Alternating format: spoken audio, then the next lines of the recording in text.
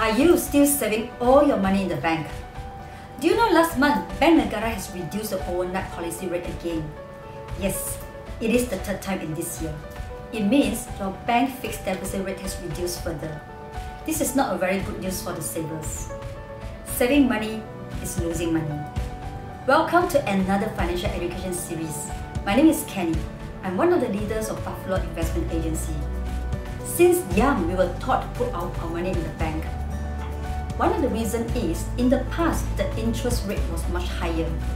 As you can see in this chart, in the last 25 years, the highest interest rate was 8.5% in 1998.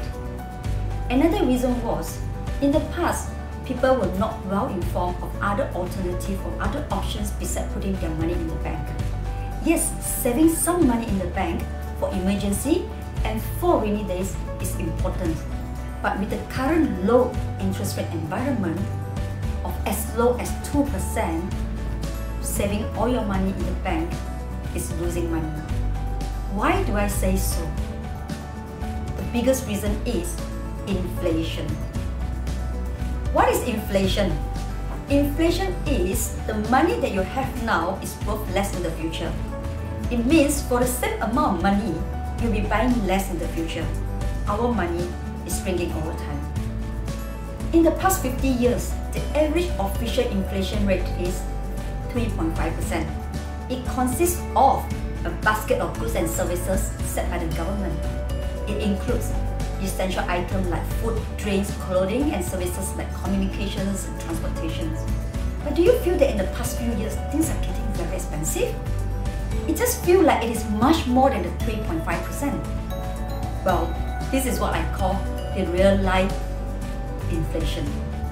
I remember in the past 10 years ago, for 3 ringgit, I'll be able to get a packet of nasi lemak with a nice piece of fried chicken, some ikan bilis and some kacang, and also half an egg. But for today, for 3 ringgit, I'm only able to get a packet of nasi lemak bungkus. But what about 10 years later? What can you get for 3 ringgit? Well, probably a few pieces of cucumber, and I hope the banana leaf is still there. Well friends, this is a fact of life. The other aspect of inflation that I would like to talk about is the education inflation rate. For parents out there who are saving for their children's education, especially if you are sending your children to overseas, you have to cost in the education inflation rate, which is normally much higher than the official inflation rate. Well, Malaysian parents like to send our children to Australia. Do you know what is the Australian education inflation rate? It is 6.4%. With 6.4% of inflation rate every year, you will have to pay double the tuition fee in 11 years. Let me give you an example. If your child is 7 years old now, and the current tuition fee is 100,000 ringgit Malaysia per year, when he turns 18 years old, which is 11 years later, and you are ready to send him to overseas, please prepare double the tuition fees, which is 200,000 ringgit Malaysia per year. Yes, it is very scary. It's double in 11 years. But what about the local inflation rate? What is the local education inflation rate? It is 5%. It is still quite high. Well, the last part of inflation that I want to talk about is medical inflation rate, which many of us have not really paid attention to. The medical inflation rate is more than 10%. Yes, can you imagine that? It is more than 10%. With all the high inflation rate that I mentioned just now, it is no wonder saving money in the bank is losing money. Just take the example of the official average inflation rate of 3.5% and the current FD rate of 2%. If you are putting your money in FD, you are losing 1.5% every year.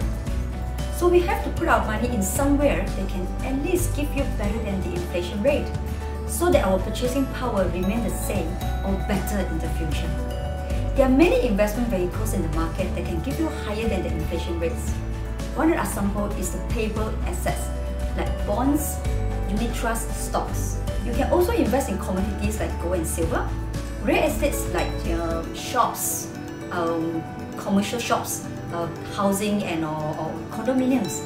The other one is alternative investment like cryptocurrency and private equities.